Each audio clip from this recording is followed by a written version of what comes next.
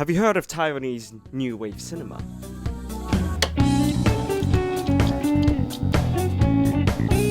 Hello and welcome back to Coop-a-Log. And here we have week 8. This is February, so not the busiest week in the world. So the first film of this week was on the Tuesday, on the 17th of February, that was Your Face, which is a Simon Liang film, the Taiwanese New Wave. It's a callback, it's a reference to the beginning of this video, if you remember. And look, if this was an anime episode, there'd be a flashback back to where I mentioned it, and it would be like, maybe I'll do that.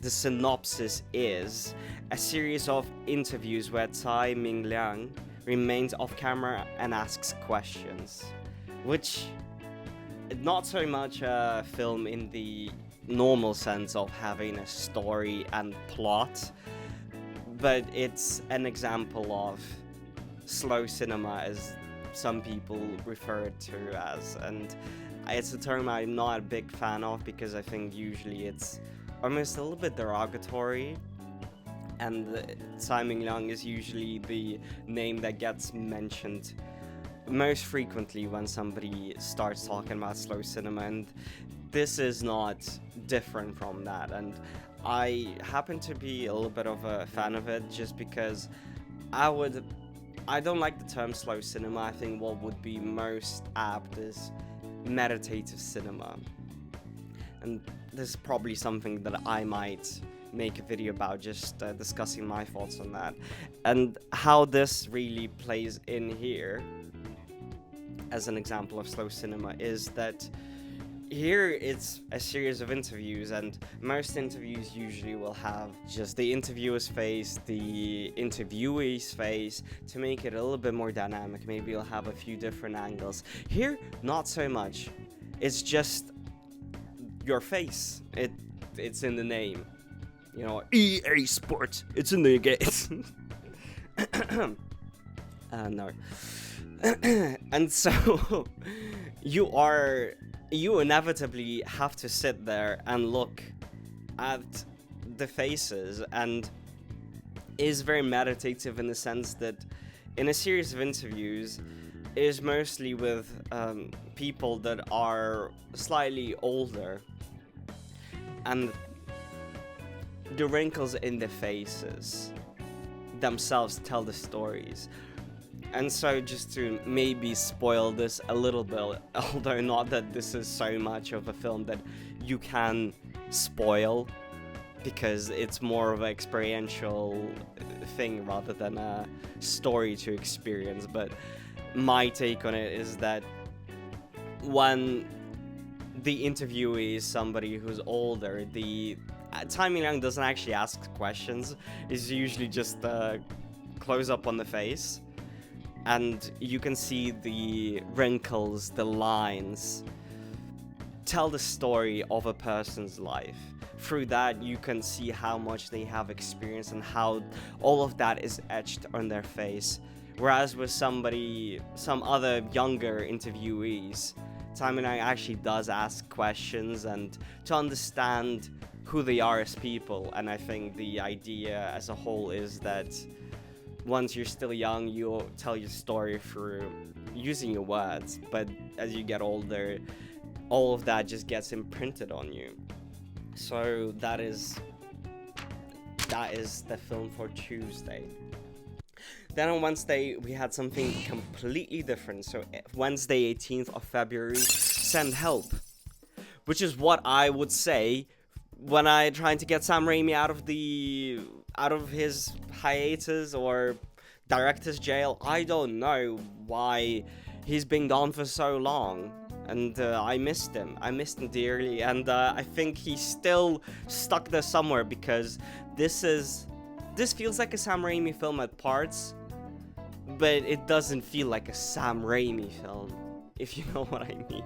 So the synopsis here is: an appreciated employee and her boss end up in a plane crash, stranded on an island. The woman is a survival show fan, which gives her the skills to survive, This flips the power dynamic between the boss and the employee, forcing her to evaluate her life. So this ends up being something of a proverb, or like a tale of it, and doesn't try to beat you over the head with the message. It goes a little bit extreme, but in the usual Sam Raimi style. Which, talking about the Sam Raimi style, the beginning really seems to have that Sam Raimi touch with the close-ups. It's very more expressionistic. Then it just becomes a little bit more generic. And there are still some moments of violence, but the slapstick violence in particular, slapstick gore, and that would be, I think, a little bit disingenuous to boil down Sam Raimi's style to just being gory and slapsticky. With that, there is a visual panache that is sometimes shines through, but not often enough to where I would classify this as something that goes into the Sam Raimi catalog. I think everything ever since Drag Me to Hell has been, well, what actually is there? There is just Doctor Strange in the Multiverse of Madness and this.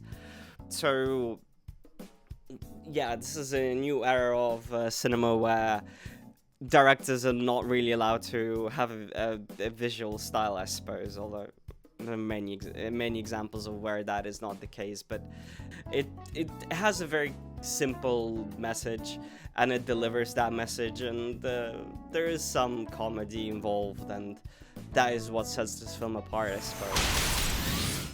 Then for Thursday, 19th of February, Waiting Women.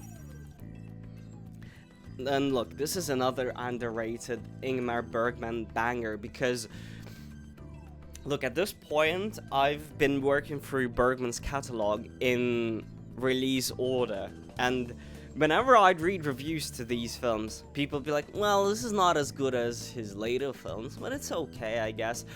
And I still haven't seen the big ones like Persona, I've not seen The Seventh Seal, I've not seen those films, so I don't know how good it can get, but I feel like for what they are, people really dismiss them as something so pedestrian, which is probably more a testament to how good the rest of his filmography is, to where people will just dismiss this, because I think it is pretty good. So the synopsis: 4 wives of 4 brothers share stories of their marriages as they wait for their arrival, generally exploring their unhappiness with memories of affairs or unspoken truths.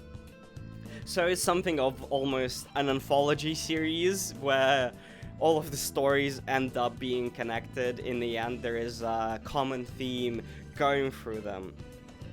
And with that, there is a little bit of some stories might resonate with some people more than others, and not sure how much of that speaks to whether a specific story might resonate with you because it's somehow relevant to you in terms of your experiences and you just find yourself in that, or whether there is maybe some of them are just not as good in terms of you almost like get a little bit of something for everyone, because some stories I thought were really great. So for example, the first story didn't really hook me in, but then as I understood what the premise of the film is and got into the next stories, it really, I was like, oh, I see where they're going with this, and I was really enjoyed it too. After like the further it went along, the more I enjoyed it.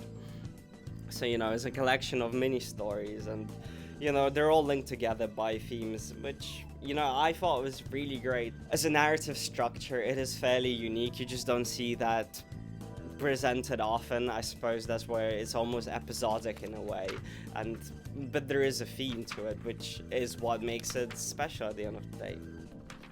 And oh, look at that, apparently that is it for week 8, which is a pretty decent week, I have to say. Not a lot on, but some highlights there, which, hey, that's more than I hope to get usually.